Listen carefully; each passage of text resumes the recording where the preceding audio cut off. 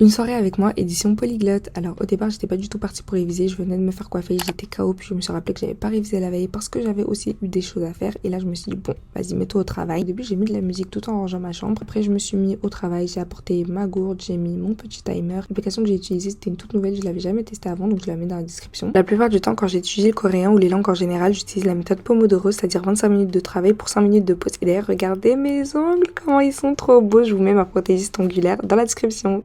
J'ai fait une leçon sur le présent progressif en coréen, j'avais déjà vu cette leçon sans la voir. En fait, je savais comment l'utiliser, mais j'avais jamais fait de cours dessus. Mais j'ai décidé de l'écrire dans mon carnet pour que ce soit un petit peu officiel et pour pas l'oublier.